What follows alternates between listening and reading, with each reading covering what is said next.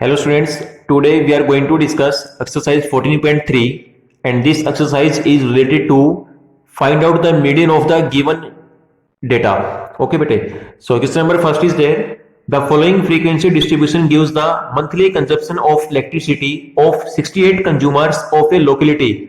Locality का meaning क्या होता है? कोई भी सोसाइटी को बोल सकते हैं हम. ठीक है, आपके पास मान लो कोई भी सोसाइटी है, कोई भी, it may be any residential colony also. Find the median, mean and mode of the data and compare them. So this is the given data.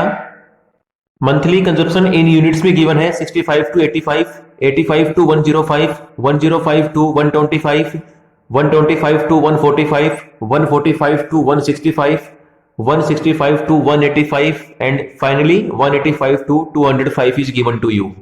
और साथ में given है number of consumers given है.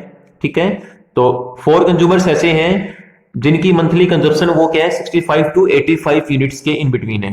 Next 5 है 13, 20, 14, 8 और 4. Now according to the given statement we need to find the mean, median and mode of the given data.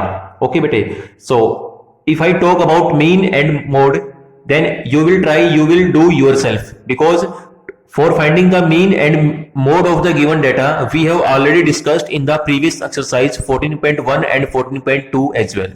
Okay, so I will discuss only how to find out the median of the given data and which formula we are going to apply, we are going to use for finding the median of the given data. Okay, bete. So before starting the solution of question number first, I would like to convey about the formula which we will apply for finding the median.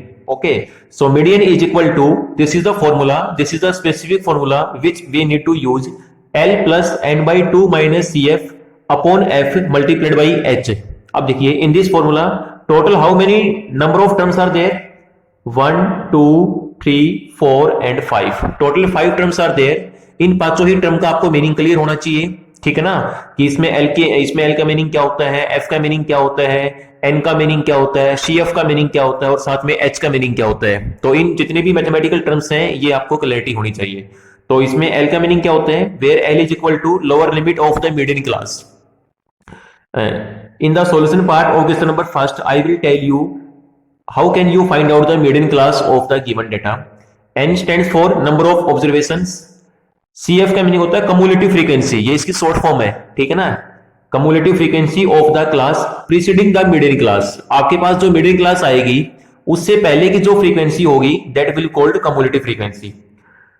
After that F stands for frequency of the median class और last में H का meaning क्या होता है, class size, assuming class size to be equal. ठीक है, ये आपके जो क्लास इंटरवल जो गिवन है इस क्वेश्चन नंबर फर्स्ट में जो मंथली कंजप्शन जो यूनिट्स में गिवन है वहां से H की वैल्यू यहां से इजीली यहां से फाइंड आउट हो जाएगी. ओके, अब देखो बेटे, ये आपके पास गिवन डेटा है मंथली कंजप्शन, ये आपको मैंने बता दिया है, यूनिट्स में गिवन है, नंबर ऑफ कंज्यूमर्स गिवन है. ठीक है, ये आपके पास क्या हो जाएगा, FI का कॉलम हो जाएगा. अब देखिए if I talk about the formula उसमें आपको CF की भी रिक्वायरमेंट है. ठीक है, तो first of all find out the CF. तो CF का मीनिंग क्या है, कम्युलेटिव फ्रीक्वेंसी. देखिए ये 4 है, 4 को यहाँ 4 सेम लिखेंगे, यानी कि फर्स्ट जो फ्रीक्वेंसी वो सेम लिखी जाएगी. उसके बाद 4 में 5 ऐड कर दो, 4 प्लस 5 9 हो जाएगा, 9 प्लस 13 22, 22 प्लस 20 42, 42 प्लस 14 56, 56 प्लस 8 64 और लास्ट में 64 प्लस 4 क्या आएगा, 68 आ जाएगा. ठीक है ना, और इसमें ये इफेक्ट होता है कम्युलेटिव फ्रीक्वेंसी में आपकी जो लास्ट एंट्री आती है ये इक्वल टू क्या होती है, N होती है. इसमें क्वेश्चन में ये मेंशन भी है. ठीक है ना, इन ए लोकेलिटी ऑफ 68 इसमें मेंशन था आपका. तो इसमें n इक्वल टू क्या हो जाएगा, 68 है. इसमें n का मीनिंग क्या है, समेशन ऑफ n को समेशन ऑफ fi से भी डिनोट कर सकते हैं हम. ठीक है, तो इसमें n आपका 68 हो जाएगा. Now according to the formula आपको n by 2 की रिक्वायरमेंट है और CF की भी रिक्वायरमेंट है और साथ में L की भी रिक्वायरमेंट है, F की भी रिक्वायरमेंट है, साथ में H की भी रिक्वायरमेंट है. ठीक है, वो तो इजीली हो जाएगा इसको. तो n इक्वल टू 68 है तो n by 2 कितना आएगा, 34 आएगा. 68 का हाफ कर दो, 68 by 2 34 आ जाएगा. ठीक है, अब देखिए आपके पास जो CF का जो कॉलम है उसमें एक ऐसा नंबर चेक करो, ऐसी फ्रीक्वेंसी चेक करो जो 34 से जस्ट ग्रेटर देन और इसके काफी नियरेस्ट हो, इसके मच क्लोजर हो. ठीक है ना, फिर से बता रहा हूं, CF के कॉलम में एक फ्रीक्वेंसी ऐसी हमें इसमें फाइंड आउट करनी पड़ेगी, लोकेट करनी पड़ेगी विच इज ग्रेटर देन और much closer, much nearest to n by 2, much nearest to 34. तो वो नंबर आपका बनेगा 42 बनेगा बेटे, क्योंकि 42 क्या है, 42 is greater than 34 and much closer to 34। ठीक है, 34 के काफी नजदीक भी है, तो ये क्या हो जाएगा 42 यहां से हो जाएगा। अब इससे जो प्रीवियस जो फ्रीक्वेंसी है वो क्या बनेगी, CF हो जाएगा। आपको मैंने बताया था कि CF का मीनिंग क्या है, cumulative frequency of the class preceding the mid in class है। ठीक है, और ये आपके पास क्या हो जाएगा, ये आपके पास बनेगी मिड इन क्लास, यानी कि 125 टू 145 है, क्योंकि 42 के करस्पॉन्डिंग यही क्लास इंटरवल इसमें डिनोट किया हुआ है यहाँ पे 125 टू 145। ठीक है, तो इसमें CF की वैल्यू क्या हो जाएगी, CF आपका बनेगा 22। ठीक है, उसके बाद इसमें जो आपकी जो मिडिल क्लास है वहां से क्या निकालेंगे, L निकाल देंगे। L का मीनिंग क्या है, lower limit of the middle class, that will be equal to 125। तो इसमें L की वैल्यू बनेगी 125। ठीक है, L आपका 125 हो जाएगा। ठीक है, उसके बाद आपकी जो मिडिल क्लास है उसके करस्पॉन्डिंग इसमें फ्रीक्वेंसी क्या है, 20 है, तो यहाँ पे F की वैल्यू क्या बनेगी, 20 हो जाएगी।